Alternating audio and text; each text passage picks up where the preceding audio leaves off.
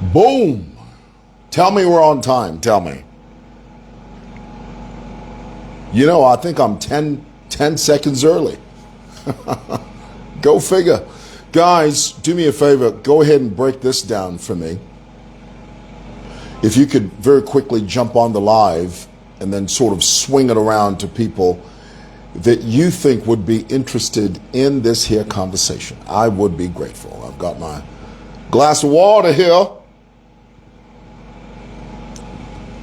as I wait for you guys to build up. It's a beautiful Thursday morning here at SML TV studios. I say studios, but really the truth is it's just my little tiny office, you know. I've been using, I have two primary offices. I've got to tell you a story. Something happened to me last night. I usually tell you guys, as is my custom, I never leave the office at 5 o'clock. The reason for that is I don't like being stuck in traffic for 2 hours before I get home. I would rather, hey, Mwewa, I see you. I would rather hold back a bit and then have a smoother ride all the way to my house. So because of that, because I don't leave at exactly 5 o'clock on the dot, usually sometimes I'll stay behind, 18 hours, 18:45. Last night, now I've got to describe the way our head office is designed here at Simulson Building. I'm located on the second floor of the building, okay? The entire second floor is administration. There are 5 of us that work here. It's myself, chief accountant, receptionist, Nabashara. It's just 5 of us, okay? And last night, I was in this office, and usually power sort of cuts off at about 3 o'clock. So from 3 o'clock to about 5:30, 18 hours, we're using solar. And the moment it starts to bleed into 18:30, the solar cuts. So last night I'm sitting in my office, using solar, and the power cuts off. That was about 18:30, 18:45. Sorry. So, and this is the reason we need, when I'm streaming live on Facebook, it's important to use a dedicated device, or preferably a DSLR. So I'm sitting in my office right here in this office. Many of you know I have 2 offices. I use this one to do my live broadcasts. Sometimes I do research on my laptop here. And then the other office, which is a much bigger office, I use to meet people when they come to see me, or when I'm attending to Simulson tenants. They don't like the word Simulson tenants. They prefer Simulson business owners. So, I use the other office as a place where I can meet people that come to see me, or people that have Simulson issues, and so on. So last night I'm sitting here, the power goes off, and then, I'm on my phone, I'm scrolling, and I'm thinking, okay, I need to start packing, and I need to leave. Now, the main door is always locked, always. But there is one little window, and it's quite high up. If you want to crawl through that window, you need an extra person to help you. And that window doesn't have what we call baglabas. It does not have a baglaba. In Zambia, we say baglaba. It doesn't have burglar bars. And my big office, wide open, I'm not worried because the entire office is secure. The doors are locked. The other doors have cages on them, And as I get up, now it's pitch black, okay? And I don't even have my phone light on. It's pitch black. I walk out of this office, I walk into the main corridor, pitch black, and then all of a sudden, we saw chena chachive. Ero chena chachive chidia na ri chishiba chire chama chama cha baba nwaka chaso bala panshparia whatever mambala whatever baira bala panshparia ichena nanunka. All I could smell was somebody's armpits. Oh, Lord have mercy. It was so thick. Now, remember, you know, because here's the thing. If you come to see me, I try to keep my workspace, you know, clean, and I have lots of diffusers. For those of you that have visited my office, I love diffusers. I love a fresh smelling smell, aroma. Okay, I love that pleasant. The moment I walked out of my office and it was pitch black, I walk into the corridor, all I could smell was somebody's armpits. And in that moment, my instincts just kicked in. I knew, I said, somebody is here, somebody that's not supposed to be here is here. And I'm groping for my phone's light. I'm trying to turn on my phone light, you know. And then all of a sudden I realized, wait a minute, whoever this is could either be standing right in front of me, he could be behind me, he could be beside me. I don't know where the hell he is. So instinctively, right there, I just screamed. I said, Mwewa! The moment I said that, I hear the window, boom! Na nshaponi mfwe mwenso that fear you twala kuipaya muno you I get my phone light on. I walk into my big office. Thankfully, because you know sometimes I'll carry this laptop here. I'm always carrying my laptop from here to there and from there to here, you know. And lately I've been thinking, you know what, I just need to leave. Thankfully, I didn't leave my laptop, I didn't leave my phones in the big office, because the big office was open while I was in here. In that 3 minutes that the power cut, because later on I realized these jokers, there must have been more than one person, because to get up to that window, you cannot do it alone. And it's in a spot that is very, very easily, it's a spot that is very visible. It's very visible. If you're walking down the first floor of Simoson building and you're walking through the corridor and you see that window, it's very visible. But it's very high up. I realized, you know, there were more than one guy. And within the 3 minutes that the power had cut, this joker had already gone into my big office.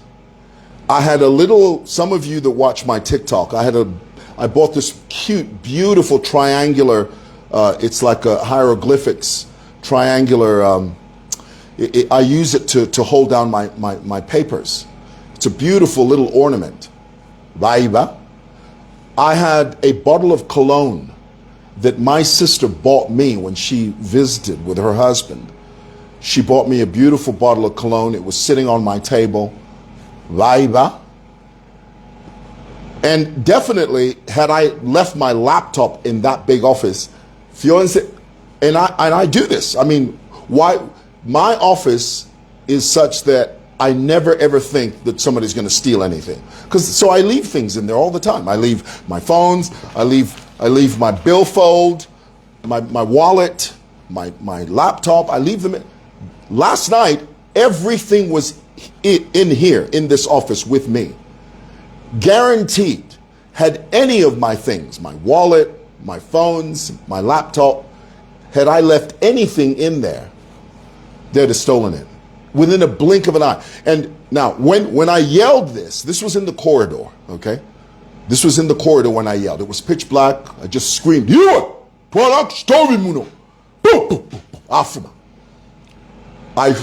I turn on my phone, my lamp, and I'm walking down the hall, and I'm still thinking, well, maybe there's still someone in here.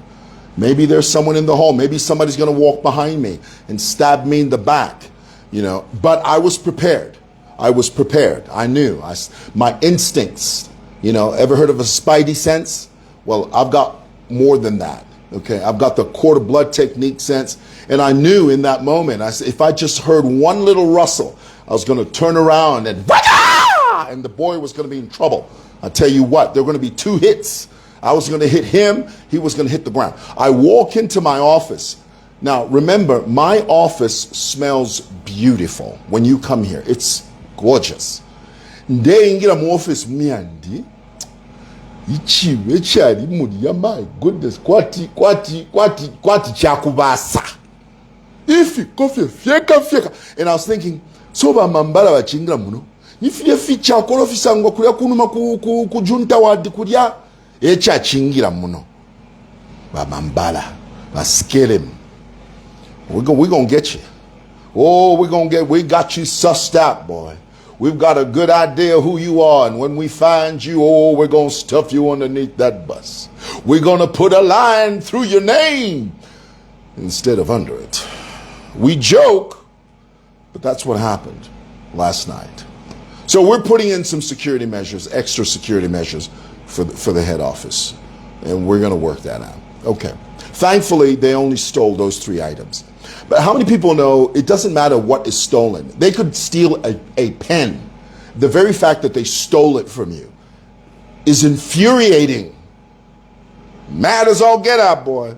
Okay, let's get into it, guys. As many of you know, Chishimba Kambwili, who is a contender in the race to the PF presidency, he is one of many candidates that is vying for the position of PF president. He won't get it. Chishimba Kambwili won't get the presidency. Rafael Nakachinda, he's gone. Emmanuel Propaganda Mwamba won't get it. Okay. Given Lubinda will possibly get it because he has the mechanism and the machinations to make that happen. He has the manipulative tools to see that happens because he's the one that selects all the delegates from the provinces that comprise the electoral college of the PF that eventually votes for the PF president. It is Given Lubinda who has those tools. No one else has those tools. Only Given Lubinda has them.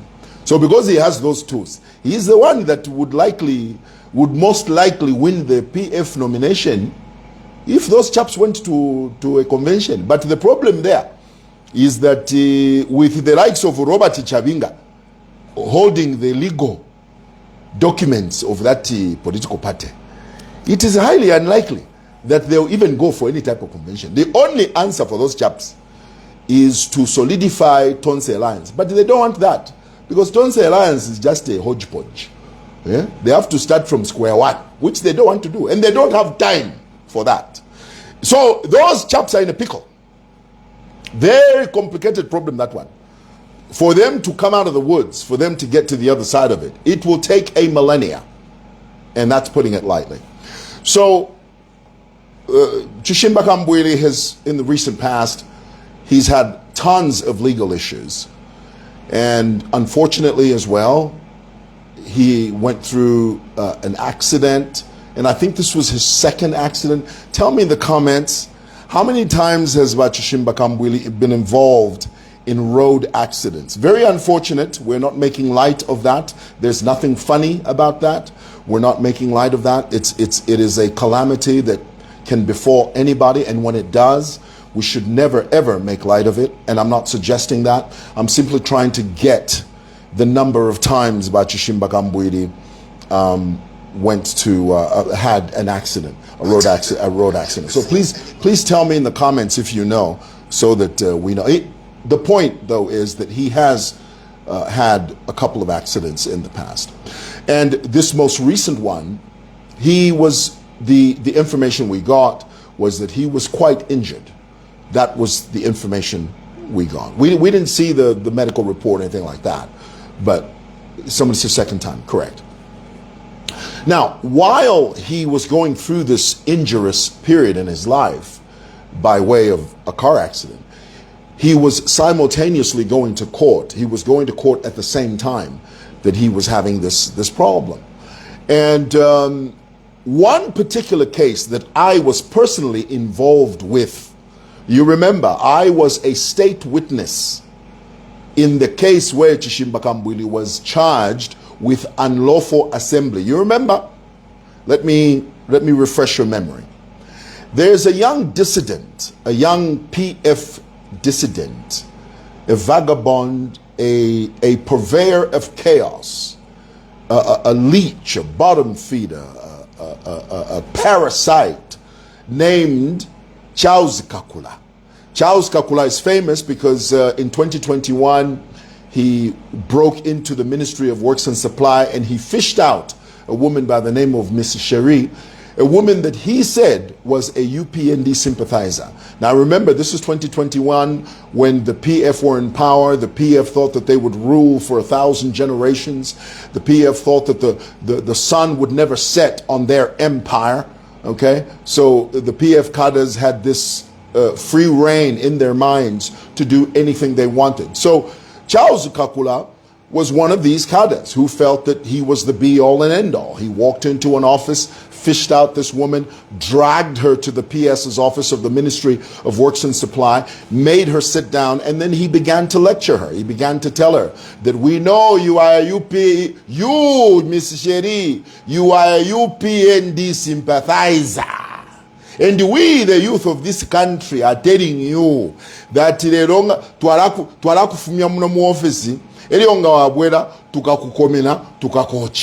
we are going to forcibly remove you from this office. If you return to this office of Ministry of Works and Supply, we are going to lock you into an office and we will burn you alive. Kuti tizakocha twala kocha iwe.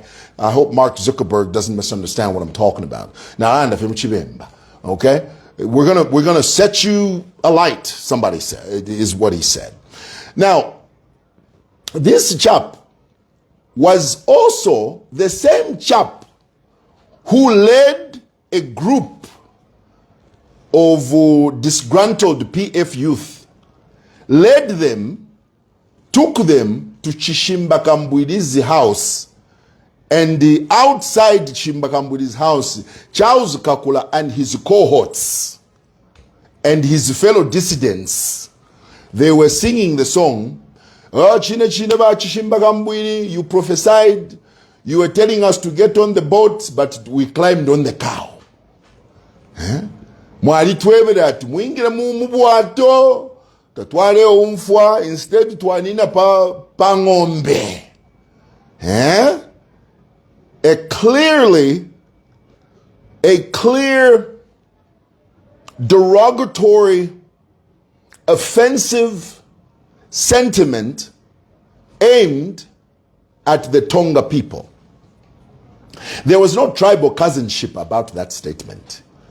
It was predicated on hate speech against Hakainde Hichilema's tribe, solely against HH's tribe. Now, to his, what's the word? Is it to his credit? In his defense? To be fair, that's what I want to say. Not to his defense. To be fair, when I was called as state witness regarding that case, the prosecution thought I was going to disparage Chishimba Kambwili. Because what people don't realize is that even though the real culprit of that case, of that incident, was Charles Kakula. That was the real culprit. He's the one who mobilized those people. To be fair, when Chishimba Kambwili heard that Charles Kakula was singing this song, I mean, the videotape is there. He called those boys in. He called Charles Kakula and all those dissidents. Dissidents who were paid 50 kwacha, 100 kwacha to go there. You know our youth, they just go where the money is. They don't even believe what they're saying. Babe fiat you today. Fish filiko. twalamu kuimba nyimbo yanshi twalamu kulanda ati bakambwili bati twebera ati mwingire mu chibwato twalikana instead twanina pa ng'ombe. Yeah. So nikwisho twala kuiba bakambwili no matapalika hafu nangu 50 kwacha iwe today yana alakupele mpia kuntanshuko. Oh, okay. So the boys are not dedicated, they just go there because of money. So when Bakambwili called Charles Kakula and his cohorts, to be fair, Bakambwili did, and I said this in court, I said, no, in my view, I don't know why Chishimba Kambwili in this case is on trial. The person who should be on trial here is Charles Kakula. And as you know, Charles Kakula is in exile. He escaped. He ran away because he knows what is waiting for him. You know, he's a dissident.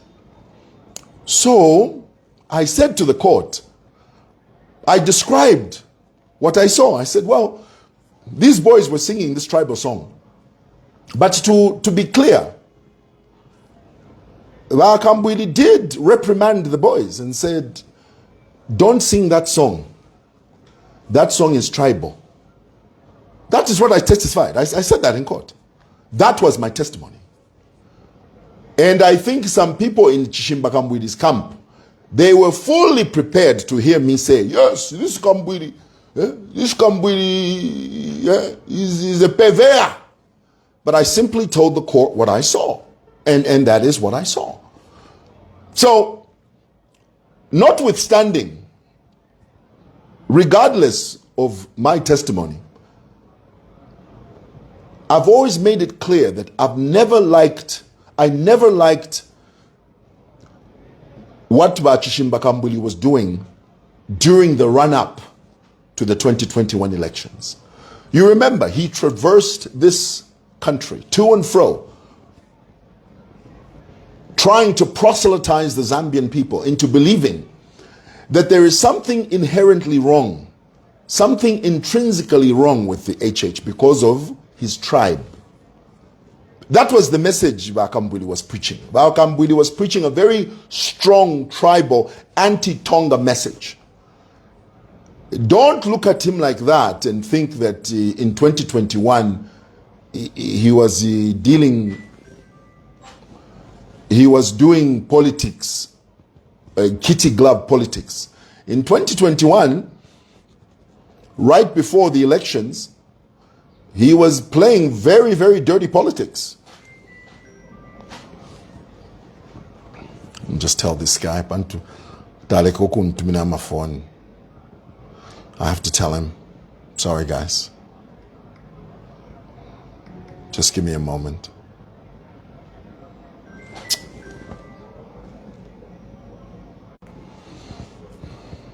Ira abantu tabayishiba umuntu ngaputula phone, it means bali busy obala kutumina. So now I have to wait to make sure that the live is back. Tell me, are we back? Tell me.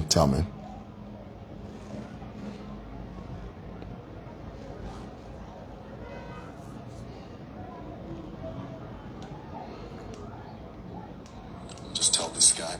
Okay, we're back. So, Chishimba Kambwili, during the run-up to the 2021 elections, was preaching a very anti-Tonga message. He really tried to drum into the Zambian people that there's something wrong with Tongas, and Tongas should not be trusted. That was his sentiment.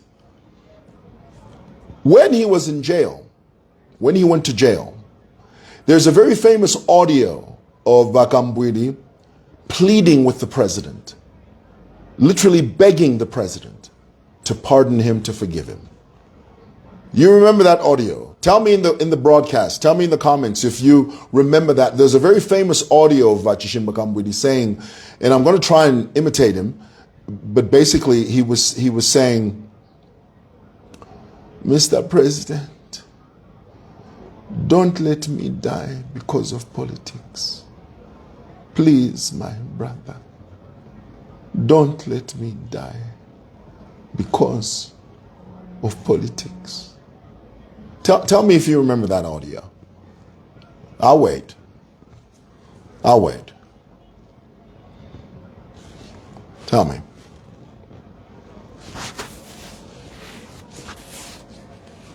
I need context. Do you remember that audio? Tell me if you remember that audio. I'm going to wait for a response and then I'll continue. Okay? I remember. Who's this? Hendricks.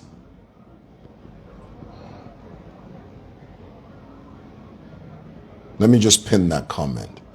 Yes, Hendricks. Remember. There's a very famous audio of Vachishimba Kambwili pleading with the president. This is when he was either in prison or he was about to go to prison, and he was just literally begging the president, Mr. President, please, my brother, forgive me. Don't let me die because of politics. Every time Vachishimba Kambwili would go to court, I was there, I'd see him come into court. He would always limp. And sometimes he would have to walk into the courtroom aided by 2 or 3 people. They would surround him and help him into the dock. I remember there was one time we went to court over the same issue. I was sitting in the dock and he came and sat right next to me. And as soon as he sat down, I just gave him a big hug. I almost started crying right there in the courtroom.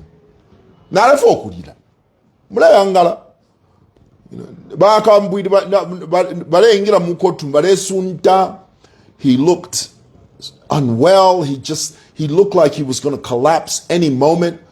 My heart I did everything to hold my tears back. He sits next to me and I just give him a big hug. I just hugged him, you know. Fast forward. Yokwena politics ya mashiro. Tuaseka. Alatecha kuseka bane. Fast forward to last night. Bakambwile bafuma mujere. His first interview. When he comes out of jail, ni back to default settings, bwana. Mwalisha back to default settings. Back to default settings. Aingira mu interview. Guy is my age mate. Munandi. I can say aingira mu. I'm probably older than him. Aingira mu interview room kumulia. Lekeni no mbambo kuchita Antoine. Alechita nifi. This one is just but during the trial, Bakwambwili couldn't even do this. If he saw no kuboko. He couldn't do that. Now he can even but what is so annoying is Bakambwili is using the same language he was using with the Edgar Lungu. Mwelesa, talking to God, asking God the Father, asking God the Omnipotent, asking God the Omnipresent, the rose of Sharon, a lily in the valley, a gale of spices from heaven's gates, asking the august supreme God, the God that stands in the solitude of himself. Chishimba Kambwili alepshabalesa is asking God, mwelesa ushelungu mwamfimshe kwisa. You God, you, where did you get lungu from? Muna hufa? Wafuma mujere, wapola, wambo kuchitefi. He starts asking the same question. Mwelesa, omnipotent one, God of Abraham, Jacob, and Dinawa Sharaba, will show you you. I mean, this is there. These are the questions Chishimba Kambwili is asking God the Father. Well, God loves all of us. God has never looked at Edgar Lungu and said, depart from me. He never looked at Edgar Lungu and said that. In the same vein, by the same token, when HH stands in front of the throne, God doesn't say to him, depart from me. God says to HH, well done, thy good and faithful servant. But according to Chishimba Kambwili's theology, God should disdain HH. Why? I mean, for why? For who? For what? For why? Wakambwidi has gone back to default settings. He's easing back into the same mechanism he employed during the 2021 elections. I could hear it in his tone. I could hear it in his tone. He has started the tribal talk again. He started it. For those of you that are making reference to HH's sentiment when he said, why do you hate me? That is a fact. The PF hate HH. They hate him for many reasons. But the main reason they hate him is that he's Tonga. You remember the video of PF cadres at the secretariat. Someone was trying to sing a Tonga song there. And those chaps, osaimba vachitonga, osaimba nyimbo ya mchitonga yeah. That is their MO. That is their DNA. And when HH says, why do the PF hate me for being who I am? He has no power. HH has no power over his tribe. He has no power over his origin. He just exists in the same way you exist. I have no power over my Bembaness. If I were to pay Rafie, Epela, you can just, all you do is just embrace who you are. Don't deny who you are. Don't deny that I'm not Bemba. Why? I mean, for who? For what? For why? That's who I am. Now, if you don't like me because I'm Bemba, fio. Those are your issues. That is what HH was saying.